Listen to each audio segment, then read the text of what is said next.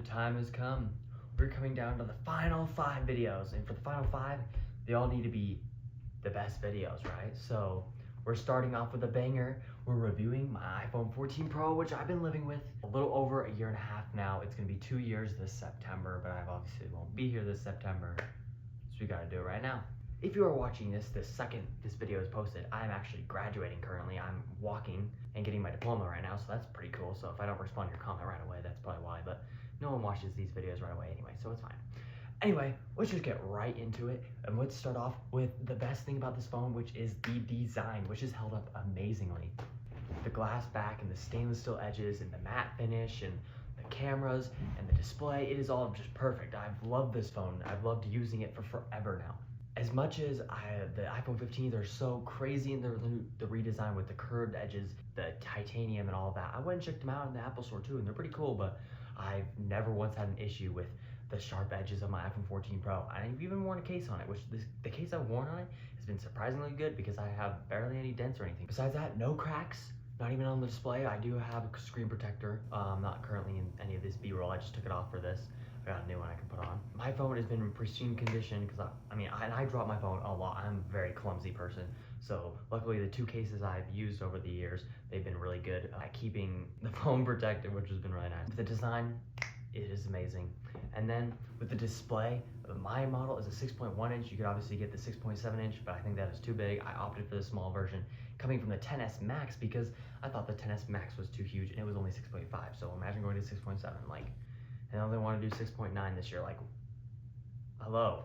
I'm gonna stay at my 6.1 inch size, which even that's getting a 6.3 inch later this year. I'm like, what the heck? Keep it small, please. The display has been great. I've never once complained it being too small, which has been great. The display is really good. The deep blacks and the colors and everything. And this is the first iPhone where I feel like I could just live my life without even thinking, oh, this display looks a little pixelated. Oh, this camera quality looks a little pixelated. Or it's not bright enough or whatever. This is the first iPhone where I just live my life and I'm like, wow, I haven't even been noticing these things. Are you gonna turn off soon or no? Should I just leave this open? No, so I'll start beeping at you. That's true. I felt with my 10s Max, there was always something like the battery life isn't enough or the cameras just aren't quite enough. This phone, I've never even had to think about, I wish I had that because it has everything I have ever needed in a phone. And I said, when I first bought this phone, I would keep this phone for years. At least 7 years is what I was thinking. And at the time, I wasn't really thinking USB-C was gonna be big. I didn't really think Apple was gonna do it. And so at this point, the only reason I would upgrade this phone is for USB-C because just like a couple weeks ago, I lost my AirPods and had to buy new ones. I have USB-C AirPods now, and I have a MagSafe MacBook and a Lightning iPhone. They're all different chargers, and I'm about to go on a trip in a couple weeks, and I'm gonna have to bring 3 different chargers, and that's crazy, but it's whatever, you know? Once I get back from my mission, I will upgrade my phone to a USB-C iPhone, probably just the cheapest one, like whatever, the iPhone 18 would that be? That's crazy, the iPhone 18. I'll probably get the iPhone 18 with USB-C. I'll probably just get the base model or something just to have USB-C. I feel like this phone has been the perfect all-rounder, and I think by the time the regular iPhone 18 comes out, it'll be better than my iPhone 14 Pro anyway, so, you know, works out pretty good. The cameras are awesome. I've recorded so many videos since I've gotten this phone with the iPhone 14 Pro's camera, just like this one. You are watching me on an iPhone 14 Pro's camera right now. I've taken so many photos, so many videos, so many Snapchats, so many B-reels, so many YouTube, so all of it.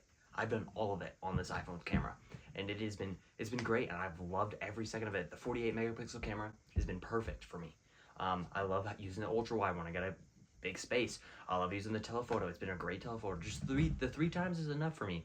The 5 times is cool, but I think the 3 times is still pretty neat. The ProMotion display, I think it is amazing.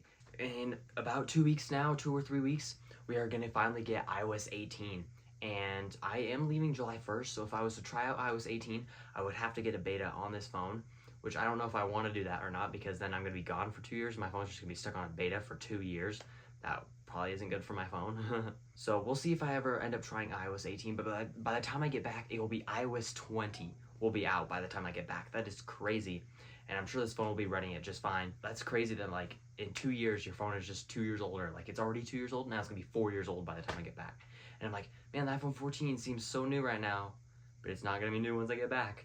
and that's interesting and funny, but finally probably have to upgrade once I get back, so and then we can go to the iPhone 18. That sounds so weird to say. Anyway, I've loved this phone. I totally recommend it if you still want lightning. That is the only thing I have to say that is a stopgap for literally any iPhone that's not an iPhone 15 is, do you care about USB-C? Do you care about lightning? That is your pick. And in 2 years from now, I'm sure the USB-C is going to be so much more popular than it is right now. So I feel like by the time I get back, I'll be totally ready for the USB-C iPhone. And I've loved this phone. I would continue using it if it had USB-C, to be honest. And I've loved this phone, and I hope you guys love this phone if you're using it or about to buy it. So yeah, hope you guys know that this phone is a great phone. Don't let anyone else tell you different. Anyway, please like, comment, share, and subscribe. Peace out.